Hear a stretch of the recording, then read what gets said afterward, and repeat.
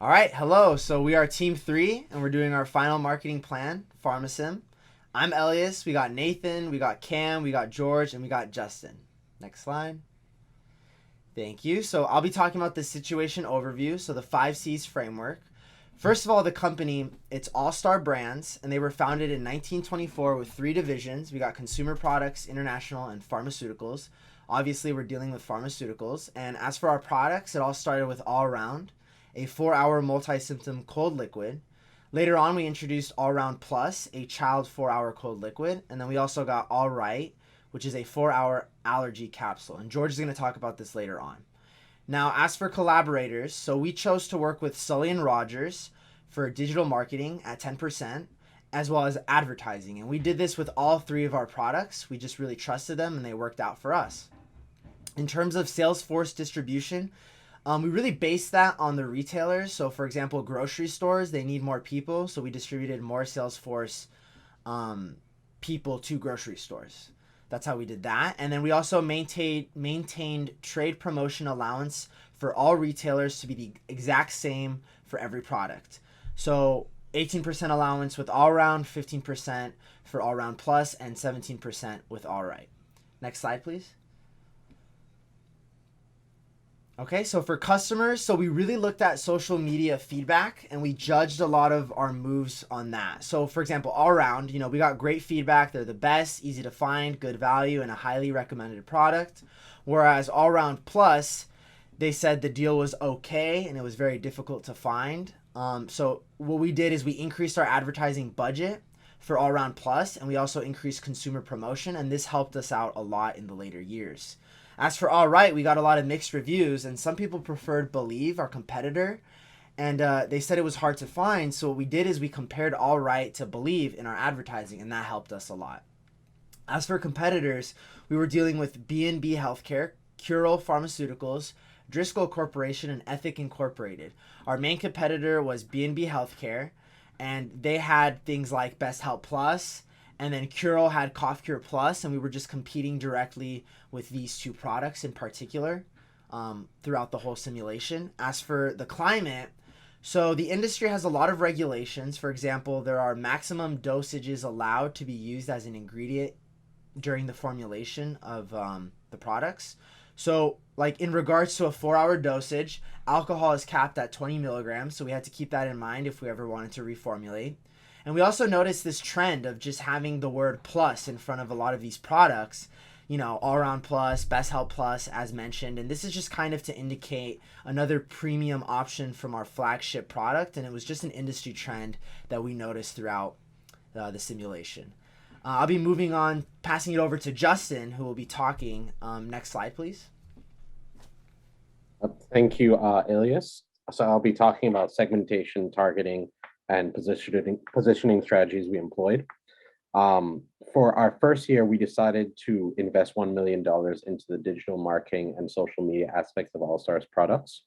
During the second year of operations, we decided that we want to position All Stars as a premium brand company that sells premium quality cold medicine.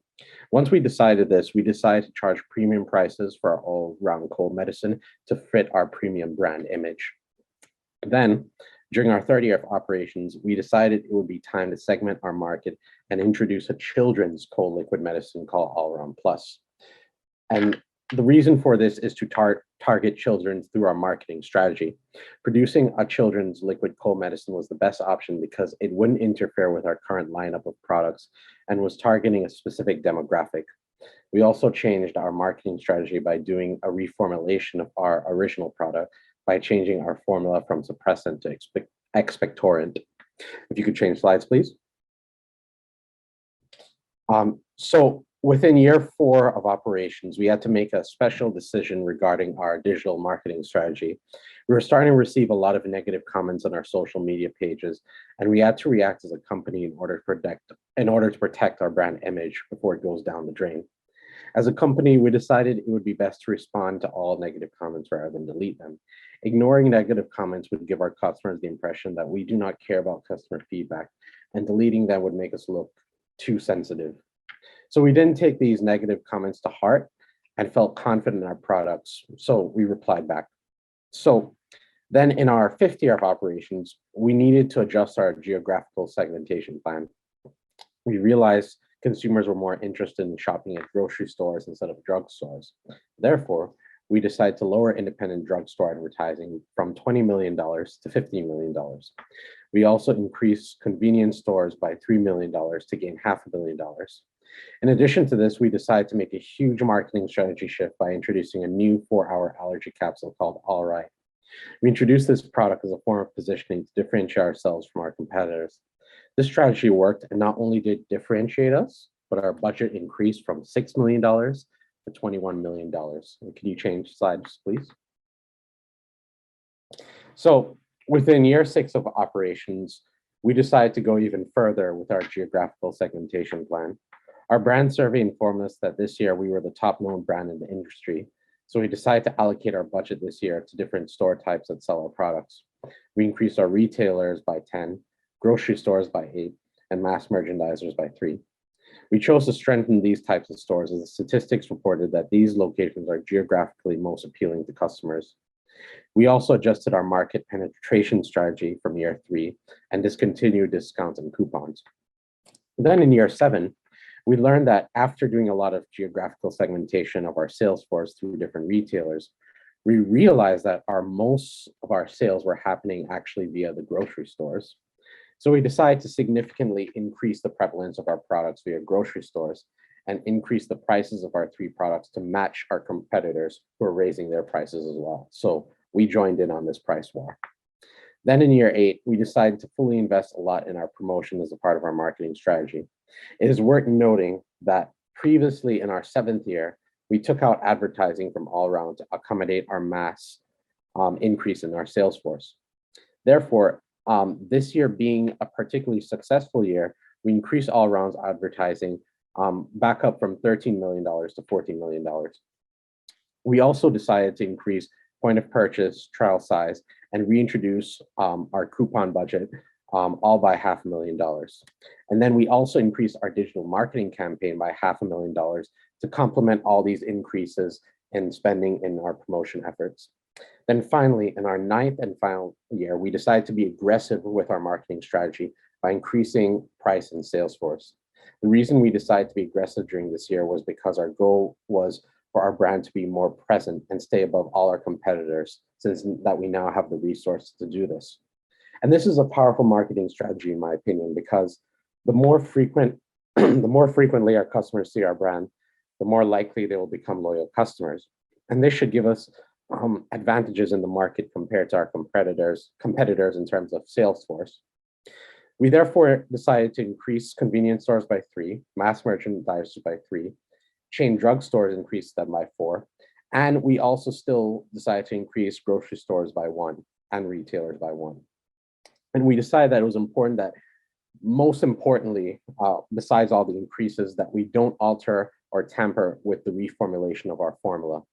We also needed to beef up our promotion to complement these huge increases. So we also further increased our coupon budget from 2.5 million to 0.75 million, and our trial size increased from 1.5 to 2.5 million. And finally, we decided to finally increase our point of purchase from $3 million to $4 million.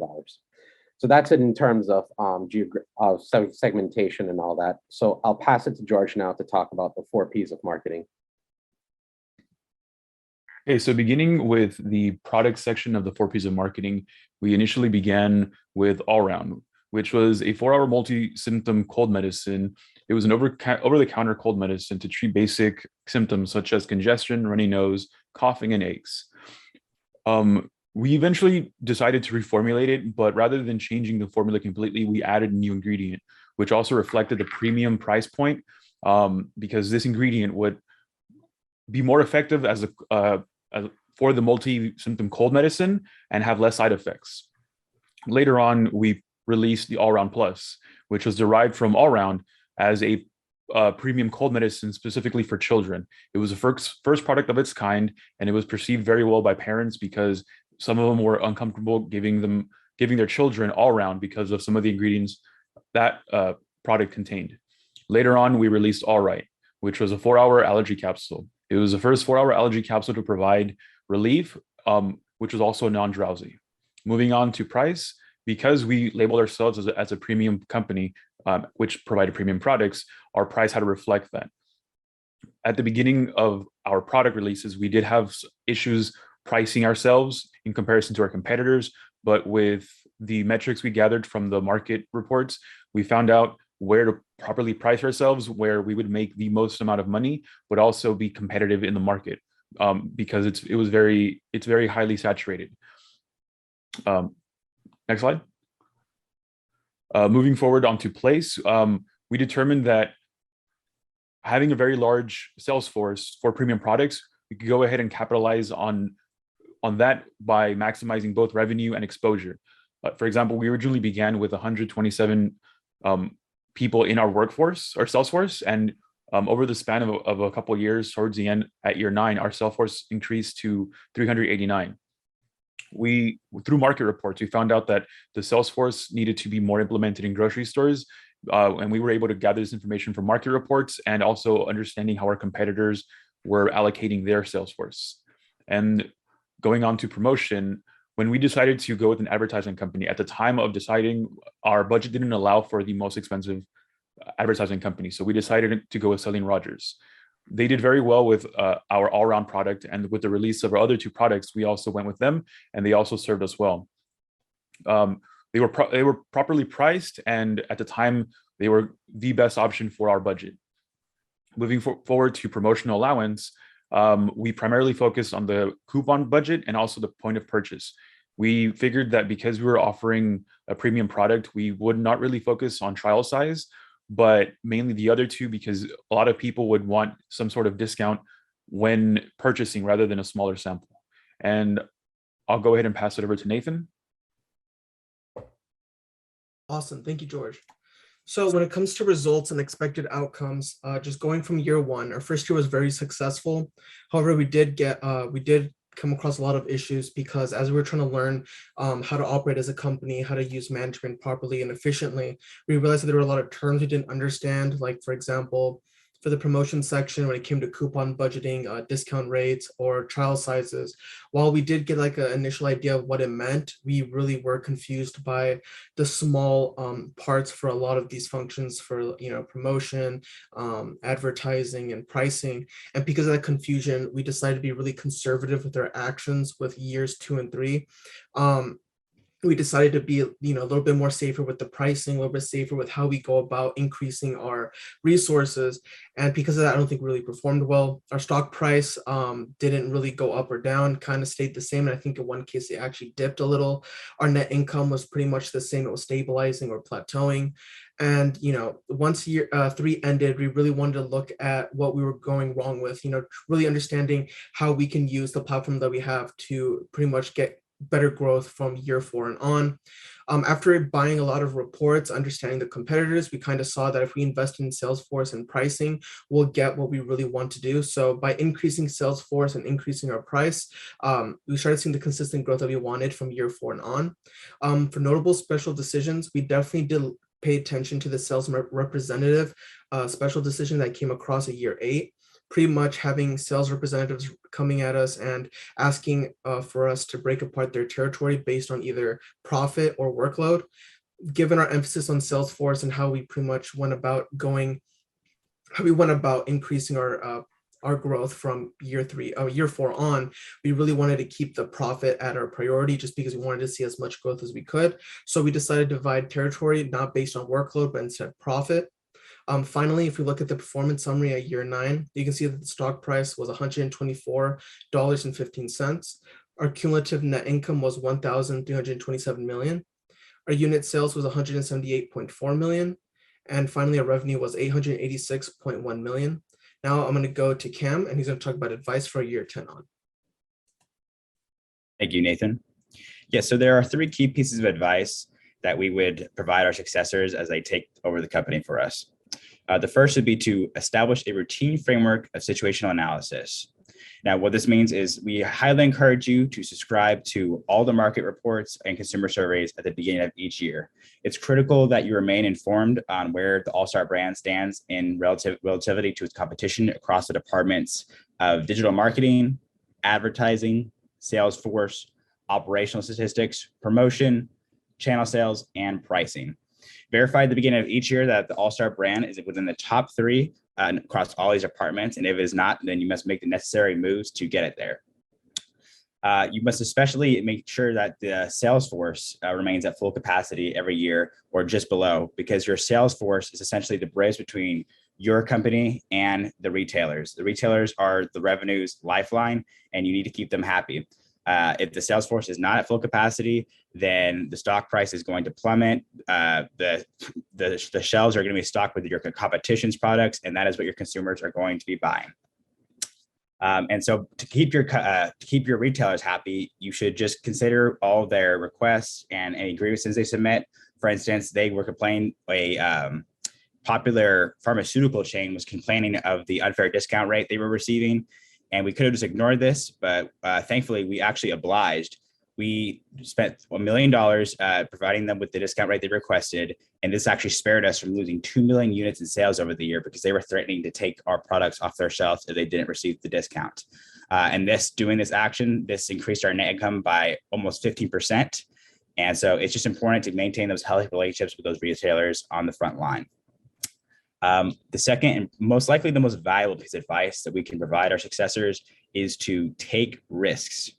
You must be willing to spend a lot of money to make a lot of money. As that is, in other words, say no one ever elevated their brand to superstardom by sitting on their thumbs and hoping for the best, right? We actually learned this the hard way. We were trying to penny pinch and conserve our budget in the earlier years, and doing that, our competitors capitalized on opportunities that we were not, and so we fell behind through the ranks and had to play catch up. But let us not mince my words. We're not proposing that you spend every dollar every year. We encourage that you leave $1.5 million to 2 million in the budget just for a case of a rainy day the next year at the end of each year. That served us well, but we do think that you should just spare no costs in advertising. You should launch a new product every 4 years at least. We did every 2 to 3 years. And this keeps things interesting. It keeps you ahead of your competitors. And then you should relocate the budget to supporting and promoting your new products. We pulled back from All Round to promote All Star Plus and All Right when we launched them, and they were successful for that reason. This brings us to the final piece of advice in advertising. We encourage you to employ a differentiation strategy. What we mean by that is you need to make sure that you are demonstrating consistently the superiority of All Star's premium brand, because that is the name that you are protecting. We encourage you to do this by employing a comparison approach in your advertising. You need to position your new products against your nearest competitor's most similar product. For instance, when we launched All Round Plus, we positioned it against our competitor's most similar child medication as well, and that demonstrated its superiority over that.